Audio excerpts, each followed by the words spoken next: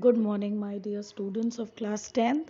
I welcome you all to this new class of Social Science 2, where we will be completing the chapter Globalization and the Indian Economy.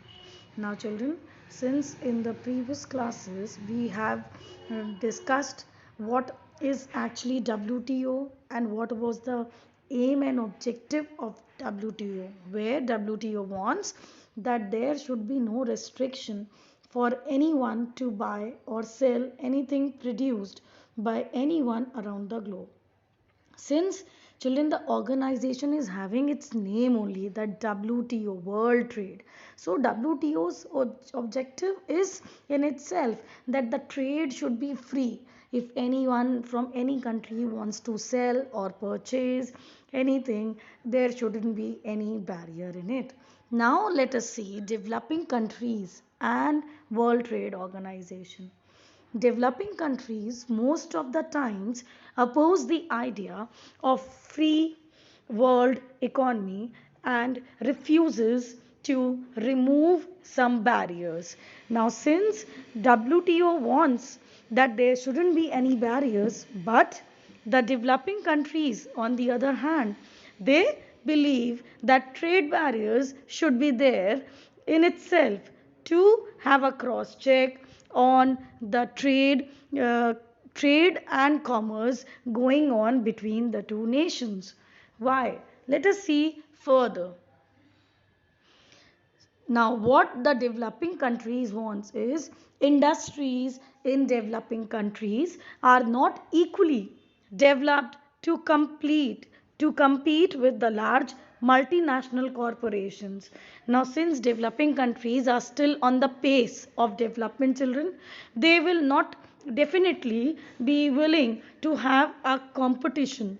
They will not be willing to have a competition with the multinational companies. Therefore, they want trade barriers to be there in their countries. Now, industries of developing countries who bear heavy tax burden will not be able to compete with the large producers of developed countries supported by subsidies. Let us understand this part in a simpler way. For example, a country A, which is a developing country. So, developing country will not be willing to have any will not be willing to have no trade barriers. Developing countries will be willing to have trade barriers. Why?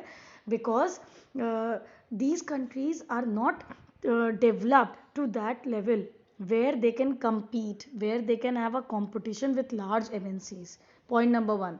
Now, second point, which is saying that industries of developing countries who bear heavy taxes and their burden will not be able to compete with the large producers, since a country like ours is a developing one. But on the other hand, we are also facing, our industrialists are also facing this, that since we are belonging to developing country, we are going to bear heavy taxes when we produce something. So already we are paying so much of taxes, we will not be able to compete with that large trade of multinational companies. Now let us see factors enabling globalization. What are the factors which are enabling globalization? Development in technology. Children, often there are questions in your board examination which are coming like this, that what factors are promoting globalization, what is the key essence factor which is enhancing globalization. So the key to globalization is lying within the development in technology. You should know the answer very well. As soon as the question asks you what is the major factor which is enabling globalization, there has to be technology involved in it. So you should answer instantly that development in technology is leading to globalization. The second reason which is enabling globalization is liberalization of foreign trade and investment. So liberalization, where no barriers are there, where no trade checks are there, it is liberalization of foreign trade and investment. All right. Next, Communication and information technology. We all know that with the enhancement of technology, mass communication, information technology is heading towards its pace of development. Next factor, production technology. Next factor, transportation technology. Another factor, packaging technology. So all these factors together are compiling up to have globalization. Now let us understand liberalization in detail. Liberalization means removal of barriers by the countries on foreign trade and foreign investment by MNCs. Like I explained earlier, there is no barrier, no checks, so they can have a free trade and commerce, because the word in itself is saying liberalization, something which is liberal. No views of any of the parties are being considered liberal.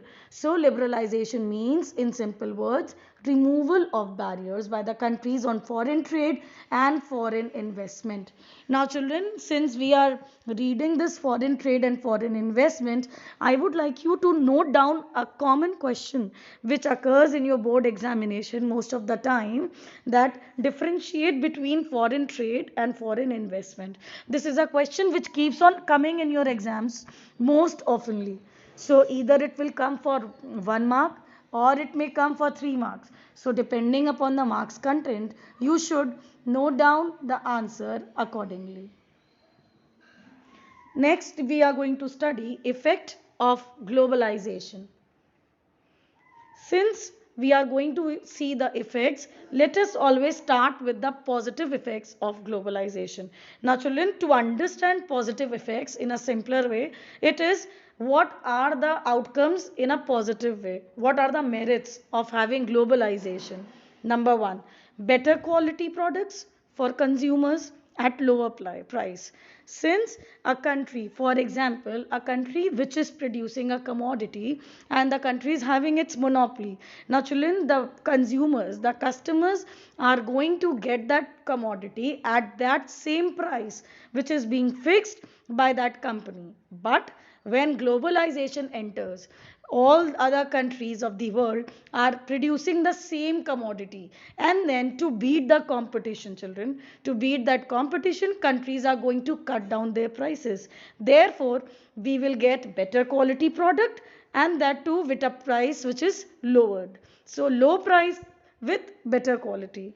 Second benefit is wider choice. When countries of when countries of the world are coming together to produce one kind of commodity, obviously we are going to have a wider choice. We as consumers, we as customers, children, are going to have a lot of choice options, so we can choose which product or commodity we want. The third benefit is worldwide market for Indian producers.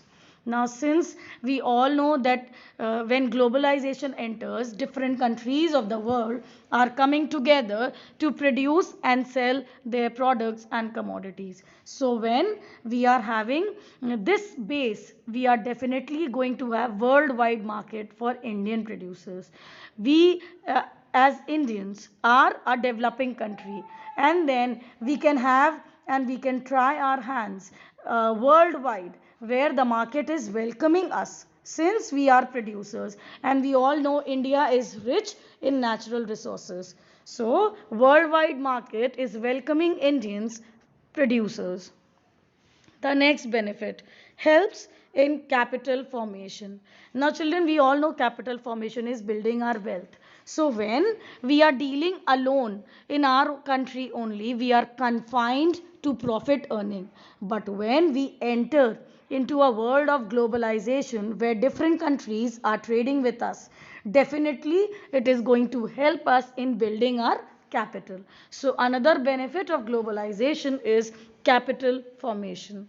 The next, employment outside India. Now children, initially when we are producing and selling in our own country, do we have any scope to go out across our country? No, certainly no. But when we are trading with different countries, we are setting up our companies in different countries of the world. Definitely, we will be requiring people to, administer, to assimilate, and then to join and connect worldwide. Therefore, we will have lot of employment opportunities outside India. The next benefit, access to better technology. Now, again, when we are producing and selling our products and goods in our own country, we are trying our hands only on the limited technological aspects. Whatever is available in our country, we are going to utilize them. But when we are joining hands, when we are globalizing, when we are producing and selling worldwide, of course, we will be able to access better technology and in a better way. Now, since we have studied these benefits of globalization, let us see what are the negative effects of globalization. Bringing in number one, brings threat to small local producers.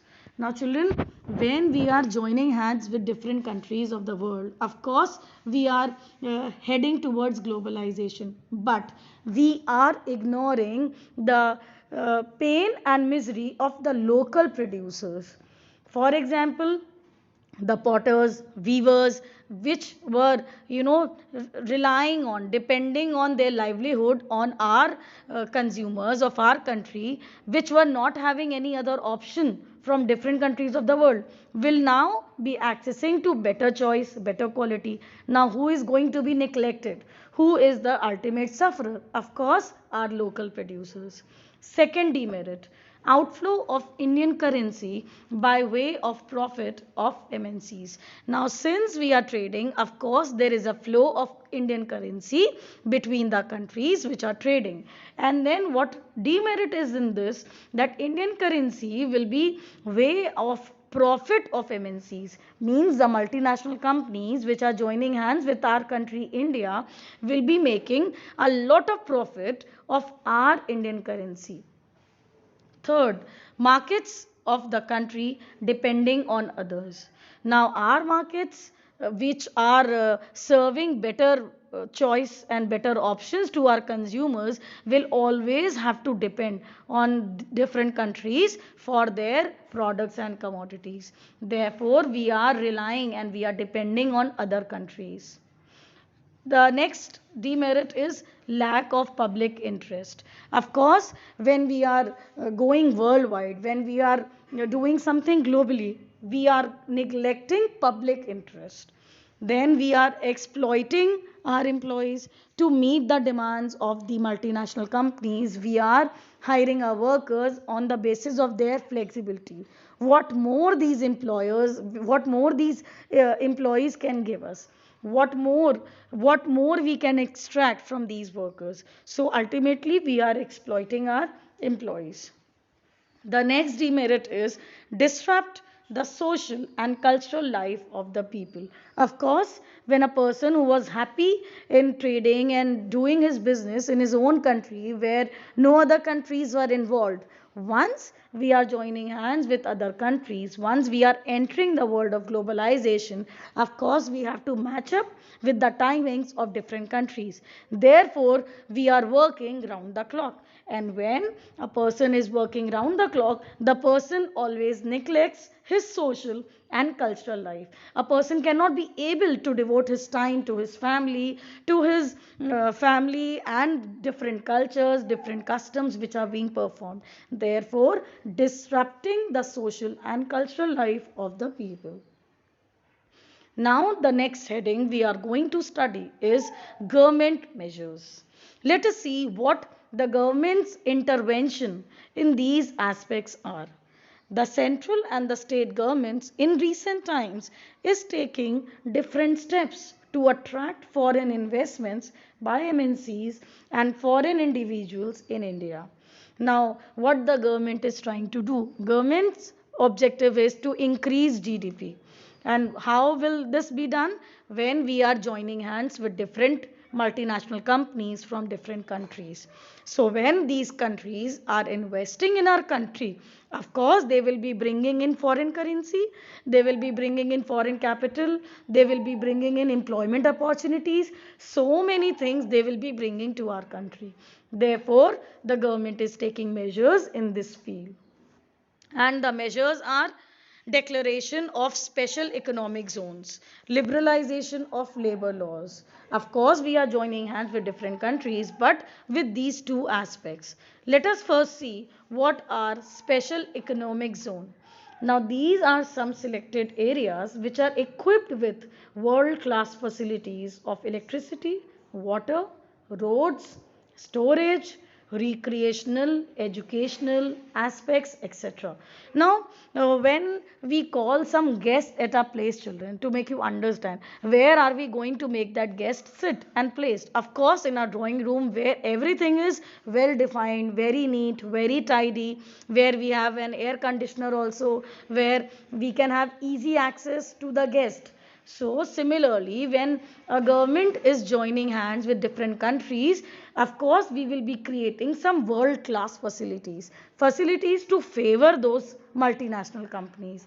And to favor those multinational companies, we need to have those specific zones equipped. Equipped here means having proper access to these kind of facilities like electricity, 24 hours electricity, water supply, roads should be well developed, storage capacity, recreational centers, where we should be having recreational centers. Why we should have recreational centers? Since people from different countries are going to come and work here, they should be feeling happy and lively, and to cut down monotony from their work life, we should give them recreational centers. So educational centers are also there.